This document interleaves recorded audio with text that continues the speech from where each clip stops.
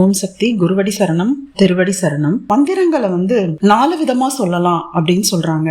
முதல்ல வைகரி. ஓம் வைகரி வாக்கின் வடிவினல் போற்றுவோம். நம்ம மந்திரங்களை சத்தமா சொல்றோம் இல்லைங்களா, அது பேர் வைகரி. ரெண்டாவது மத்தியமா. மத்தியமான்றது நம்ம மந்திரங்களை முணுமுணுப்பா சொல்றது. நம்ம தனியா வழிபாடு செய்யும் போது, மந்திர வழிபாடு செய்யும் போது நம்ம முணுமுணுப்பா ஓம் ஓம் சக்தியை போற்றுவோம் அப்படின்னு சொல்லும் போது முணுமுணுப்பா சொல்றது அது மத்தியமா.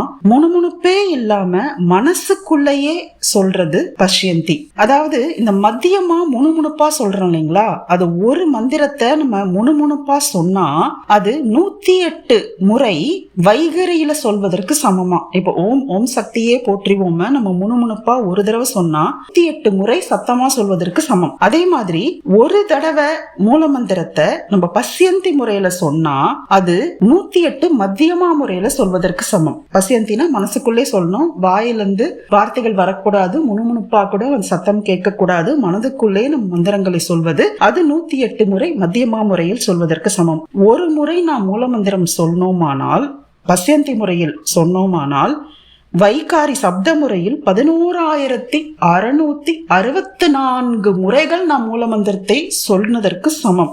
இப்போ அம்மா விடியற்காலை வழிபாட்டுல நம்ம வாயே திறக்காம அந்த மந்திரங்களை மனசுக்குள்ளேயே சொல்றாங்க. அது இந்த பஷ்யந்தி முறை. அப்புறம் இன்னொரு முறை பரா பறை அப்படின்னு சொல்றாங்க.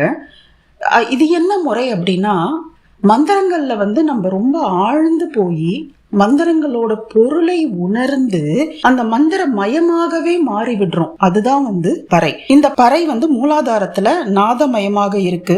பஷ்யந்தி இதயத்துல விந்துமயமாக இருக்கு. மத்தியமா விசுக்தியில கலை வடிவமா இருக்கு. வைகரி வாக்கு ரூபமா, சப்த ரூபமா இருக்கு.